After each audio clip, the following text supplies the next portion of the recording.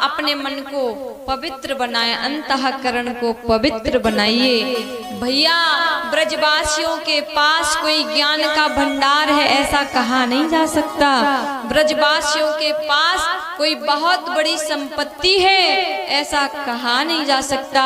ब्रजवासी कोई बहुत बड़े योगी हैं ऐसा कहा नहीं जा सकता। लेकिन इनके मन में एक ही बात है,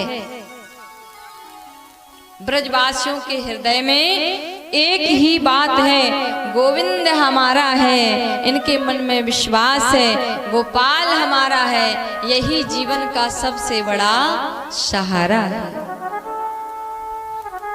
छोटे छोटे सखा जो हैं वो चले जा रहे हैं, बचनों को भी अंदर ले गए, सखाओं सब चले गए।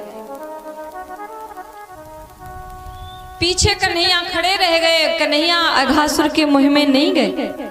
सोच रहे हैं, कन्हैया सोच रहे हैं कि मेरे सखा सब अंदर चले गए हैं तो मैं बाहर खड़ा खड़ा क्या कर रहा हूं।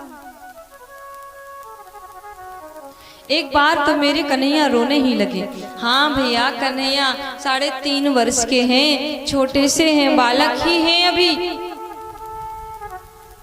अरे सुबल तो श्री दामा भैया मधु मंगल मत जाओ, वो कोई गुफा नहीं है, उसके अंदर मत जाओ। लेकिन कौन सुने महाराज, कन्हैया सोच रहे हैं कि मैं बाहर क्या कर रहा हूं, मुझे भी अंदर जाना चाहिए। मतलब ये कि भक्त यदि किसी के माध्यम से पाप में प्रवेश कर जाता है तो भगवान उस पाप के अंदर जाकर के भक्त को बाहर निकालते हैं। सो हमारे भगवान श्री कृष्ण ने भी, बाल कृष्ण ने अघासुर के मुंह में प्रवेश किया। अघासुर कहता है, सोचता है कि इसी को तो मारने आया था और ये आ गया है। अघासुर ने गप से अपने मुंह को बंद कर लिया, इसी को मारने आया था। लेकिन एक बात ध्यान दें, हमारे कन्हैया अघासुर के पेट में नहीं गए, उसके गले में जाकर के बैठ गए। अड़ोर अड़ियान महतो महियान, अगर भगवान को चींटी जितना बनना आता है तो उनको पहाड़ जैसा भी बनना आता है। कन्हैया ने गले में जाकर के, गले में बैठ करके ऐसा शरीर फुलाया, ऐसे शरीर फुलाया कि अघासुर का प्राण अवरुद्ध हो गया, कंठ अवरुद्ध हो गया, मस्तक फट गया और महाराज प्राण निकल गए। बोलिए कृष्ण कन्हैया लाल की जय। भगवान श्री कृष्ण ने आज अमृत वर्षिणी मुरली के द्वारा समस्त सखाओं को जीवित किया, सभी को बाहर निकाले। आज प्रभु ने अघासुर को मार दिया। आज होने वाली इस घटना को सखाओं ने मैया यशोदा से 1 वर्ष बाद जाके कही। 1 वर्ष बाद जाके कही मैया यशोदा से। बोले कुछ समझ में नहीं आया। परीक्षित कहते हैं, सुनो, जब अघासुर को मार दियो, जब अघासुर को मार दियो तो सभी सखाओं ने क्या किया, अपने अपने घर का भोजन लिया और खोल खोल कर सभी बैठे थे। असंख्य ग्वाल वाल हैं, सभी जितने भी बछड़े वो विचरण कर रहे हैं, हरी भरी घास में बैठे हुए हैं, बीच में कन्हैया बैठे हैं, आसपास चारों तरफ सभी सखा बैठे हैं।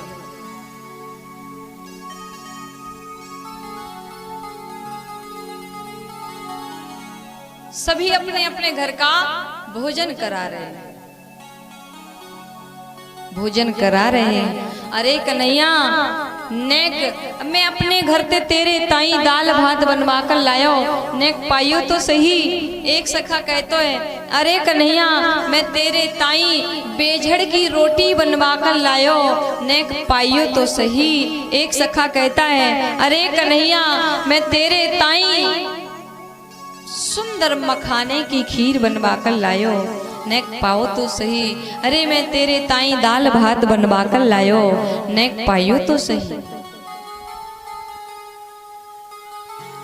अब सखाओं के बीच में कोई बहुत गरीब अगर कोई सखा है तो वो है मधुमंगल।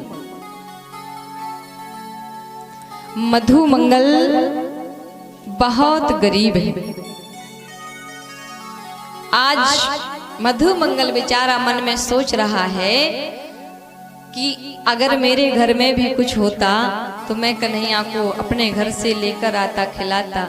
क्योंकि मधुमंगल स्वयं कन्हैया के घर में रहते हैं और कन्हैया के घर में ही भोजन करते हैं। मधुमंगल से उनकी मैया से कन्हैया की मैया यशोदा ने कहा कि सुनो बहन, आप अपने लाला को मधुमंगल को हमारे घर में छोड़ दो, हमारी ठाकुर बाड़ी में थोड़ी बहुत सेवा कर देगो तो यही लाला के संग में रहेगो, भोजन करेगो। क्योंकि उसके घर में इतनी गरीबी है कि सुबह खाएं तो शाम को नहीं रहता और शाम को खाएं तो सुबह नहीं रहता है, बहुत गरीबी है।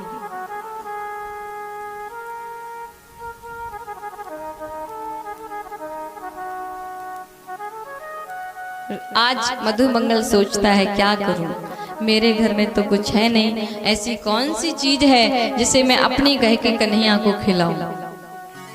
मन में सोचता है मधुमंगल, दया की नजर हो सदा कमले वाले, यही है मनोकामना मुरली वाले।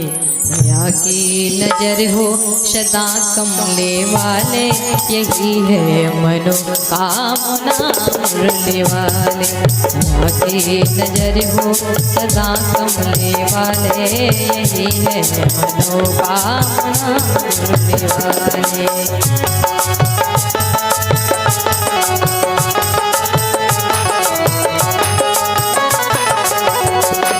दया की नजर हो सदा कमली वाले, यही है मनोकामना मुरली वाले। दया की नजर हो सदा कमली वाले, यही है मनोकामना मुरली वाले।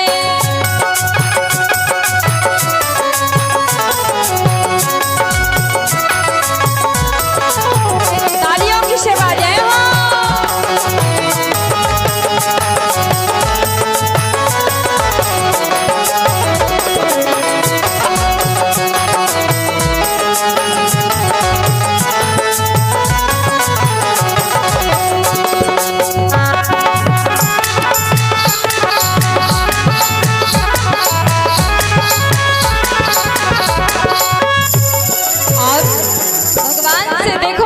कितने हृदय से, तहे दिल से भक्त कहता है, किनारा है यमुना की आंखें ये मेरी, किनारा है यमुना किनारा है यमुना का आंखें ये मेरी, किनारा है यमुना का आंखें ये मेरी, इन्हीं में तू गौए जरा कमली वाले।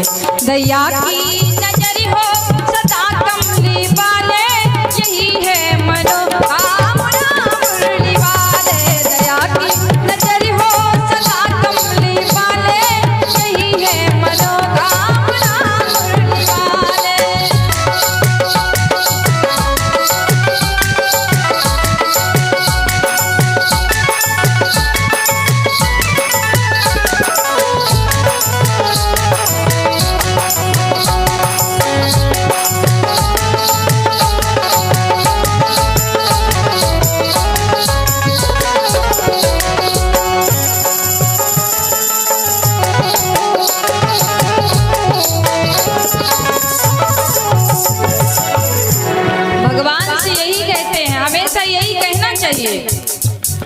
चुराना ही मंजूर है तुझको माखन, चुराना ही मंजूर।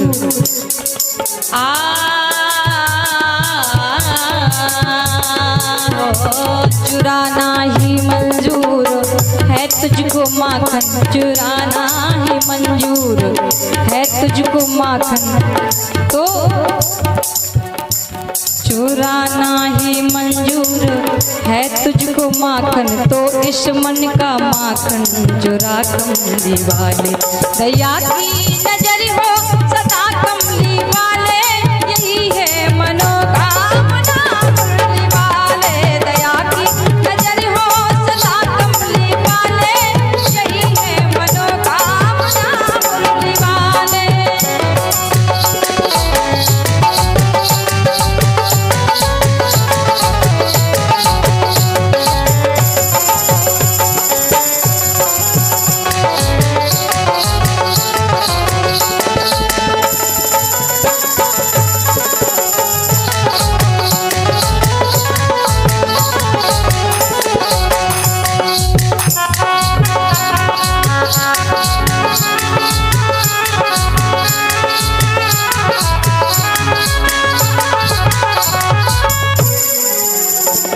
दया की नजर हो, दया की दया की दया की दया दया की दया की नजर हो सदा कमली वाले, यही है मनोकामना मुरली वाले। दया की नजर हो सदा कमली वाले, यही है मनोकामना मुरली वाले। की नजर हो सदा कमली वाले, मनोकामना।